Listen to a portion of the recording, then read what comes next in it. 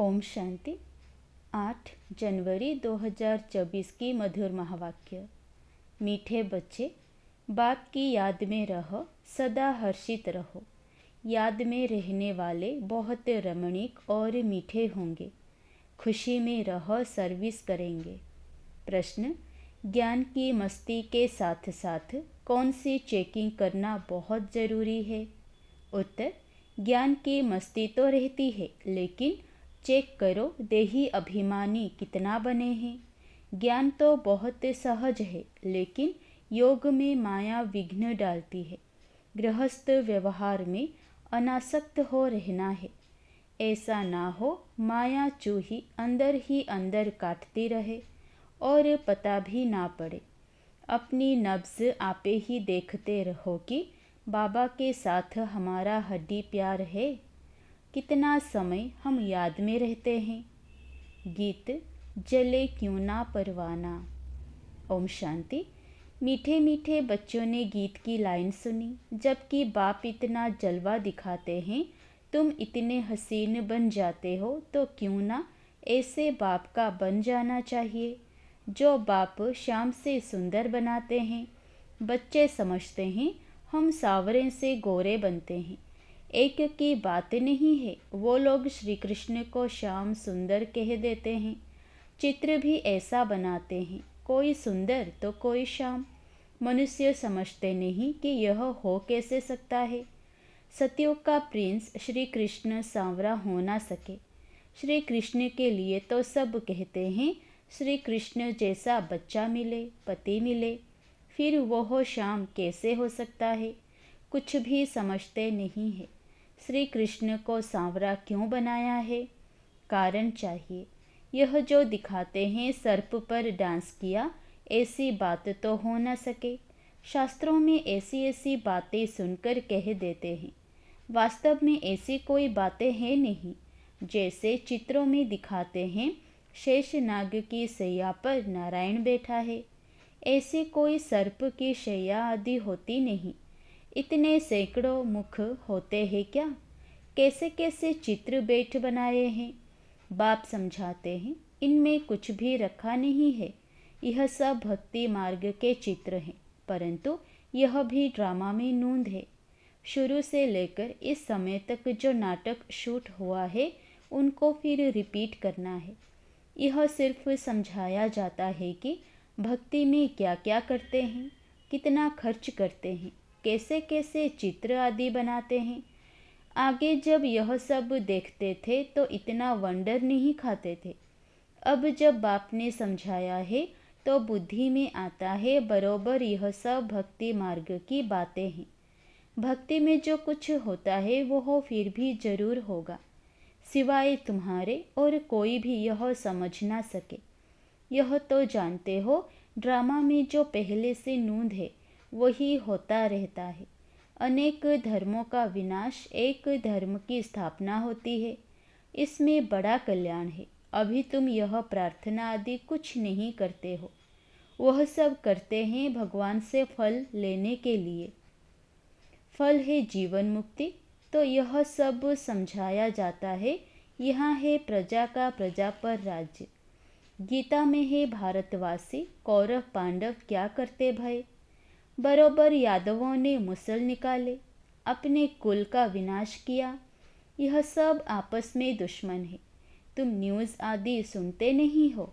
जो सुनते हैं वह अच्छी तरह से समझ सकते हैं। दिन प्रतिदिन अंदर खिटपिट बहुत है तो सब क्रिश्चियन, परंतु अंदर खिटपिट बहुत है। घर बैठे ही एक दो को उड़ा देंगे। तुम राजयोग सीख रहे हो तो राजाई करने के लिए पुरानी दुनिया की सफाई जरूर चाहिए, फिर नई दुनिया में सब कुछ नया होगा। 5 तत्व भी वहाँ सतोप्रधान होंगे। समुद्र की ताकत नहीं जो उछलकर नुकसान कर दे। अभी तो 5 तत्व कितना नुकसान करते हैं। वहाँ सारी प्रकृति दासी हो जाएगी, इसलिए दुख की कोई बात नहीं। यह भी बना बनाया ड्रामा का खेल है। स्वर्ग कहा जाता है सतयुग को। क्रिश्चियन लोग भी कहते हैं पहले पहले हेवन था। भारत अविनाशी खंड है। सिर्फ उन्हों को पता नहीं कि हमको लिबरेट करने वाला बाप भारत में आता है। शिव जयंती भी मनाते हैं तो भी समझ नहीं सकते हैं। अभी तुम समझाते हो कि भारत में शिव जयंती मनाई जाती है। जरूर शिव बाबा ने भारत में आकर हेवन बनाया है, अब फिर बना रहे हैं। जो प्रजा बनने वाले होंगे उन्हों की बुद्धि में कुछ भी बैठेगा नहीं। जो राजधानी वाले होंगे वो समझेंगे बरोबर हम शिव बाबा के बच्चे हैं। प्रजापिता ब्रह्मा भी है। लिबरेटर ज्ञान का सागर खुद बाबा है। ब्रह्मा को नहीं कहेंगे, ब्रह्मा भी उनसे लिबरेट होता है। लिबरेट सबको एक बाप ही करते हैं क्योंकि सब तमो प्रधान है। ऐसे अंदर में विचार सागर मंथन चलता रहना चाहिए। हम ऐसी मुरली चलाएं जो मनुष्य झट समझ जाए। बच्चे नंबरवार तो है ही, यह है नॉलेज। इनकी रोज स्टडी करनी चाहिए। डर के मारे पढ़ाई ना पढ़ना यह तो ठीक नहीं है। फिर कहेंगे कर्म बंधन है। देखो शुरू में कितने छूटकर आए, फिर कई चले भी गए। सिंध में बहुत बच्चियां आई, फिर हंगामे के कारण कितने दुश्मन बन पड़े।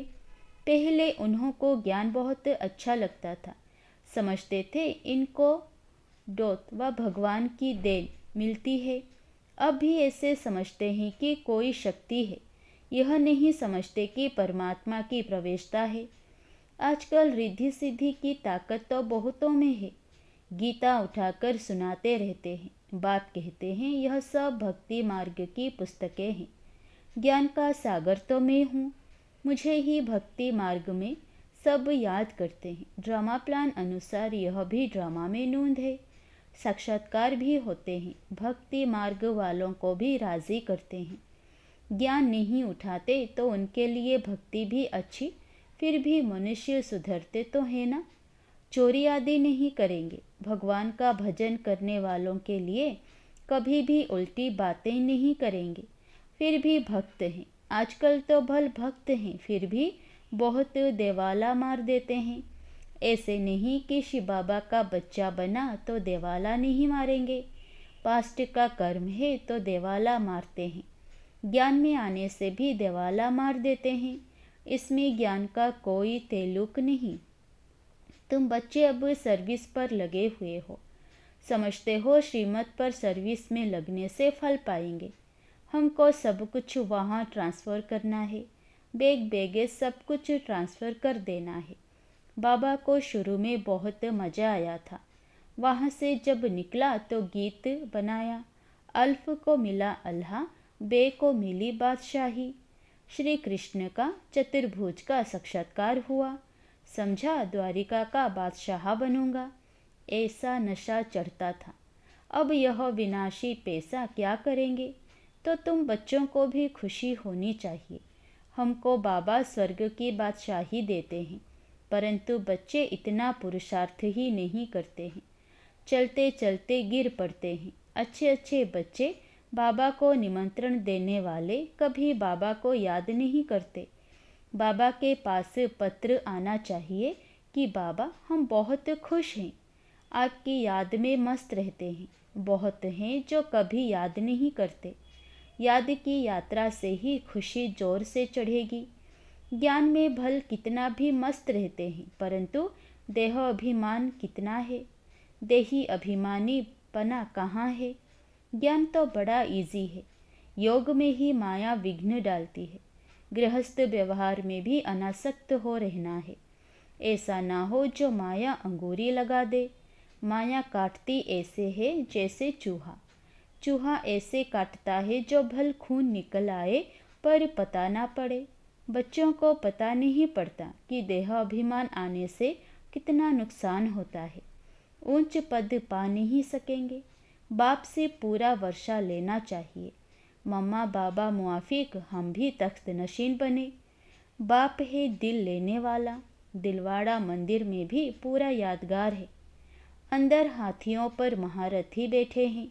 तुम्हारे में भी महारथी घोड़े सवार प्यादे हैं।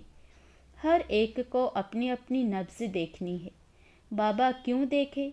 तुम अपने को देखो। हम बाबा को याद करते हैं और बाबा मिसल सर्विस करते हैं। हमारा बाबा के साथ योग है। रात को जागकर बाबा को याद करते हैं। हम बहुतों की सर्विस करते हैं। चार्ट रखना चाहिए। बाबा को हड्डी जिगरी कितना याद करते हैं? कोई समझते हैं हम निरंतर याद करते हैं। यह नहीं हो सकता। कई समझते हैं हम बाबा के बच्चे बन गए बस, परंतु अपने को आत्मा समझ बाप को याद करना है। बाबा की याद बिगैर कुछ काम किया गोया बाबा को याद नहीं करते। बाबा की याद में सदैव हर्षित रहना चाहिए। याद में रहने वाला सदैव रमणीक रहेगा, हर्षित मुख रहेगा। किसी को बहुत खुशी से और रमणीकता से समझाएंगे। बहुत थोड़े हैं जिनको सर्विस का बहुत शौक है। चित्रों पर समझाना बहुत सहज है। यह है ऊंचे ते ऊंचा भगवान, फिर उनकी रचना। हम सब आत्माएं भाई भाई हैं, ब्रदरहुड है। उन्होंने फादरहुड कह दिया है। पहले पहले शिव बाबा के चित्र पर समझाना है कि यह है सब आत्माओं का बाप, परमपिता परमात्मा निराकार। हम आत्मा भी निराकार हैं, भ्रिकुटी के बीच में रहती है। शिव बाबा भी स्टार है, परंतु स्टार की पूजा कैसे हो, इसलिए बड़ा बनाते हैं। बाकी आत्मा कभी 84 लाख जन्म नहीं लेती है। बाप समझाते हैं आत्मा पहले अशरीरी आती है, फिर शरीर धारण कर पाठ बजाती है। सतो प्रधान आत्मा पुनर्जन्म लेते लेते आयरन एज में आ जाती है। बाद में आने वाले तो 84 जन्म नहीं लेंगे। सब तो 84 जन्म ले नहीं सकते। आत्मा ही एक शरीर छोड़ दूसरा लेती है। नाम रूप देश काल सब बदल जाता है। ऐसे भाषण करना चाहिए। कहते हैं सेल्फ रियलाइजेशन, परंतु कराए कौन? आत्मा सो परमात्मा कहना, यह कोई सेल्फ रियलाइजेशन हुआ क्या? यह नई नॉलेज है। बाप जो ज्ञान का सागर है, पतित पावन है, सर्व के सद्गति दाता है, वही बैठ समझाते हैं। फिर उनकी खूब महिमा करो। उनकी महिमा सुनी, आत्मा का परिचय बताया, अब परमात्मा का भी बताते हैं। उनको कहा जाता है सभी आत्माओं का बाप। वह छोटा बड़ा हो ना सके। परमपिता परमात्मा माना सुप्रीम सोल, सोल माना आत्मा। परमात्मा तो परे ते परे रहने वाला है। वह पुनर्जन्म में नहीं आते, इसीलिए उनको परमपिता कहा जाता है। इतनी छोटी आत्मा में पाठ भरा हुआ है। पतित पावन भी उनको ही कहते हैं। उनका नाम हमेशा शिव बाबा है, रुद्र बाबा नहीं।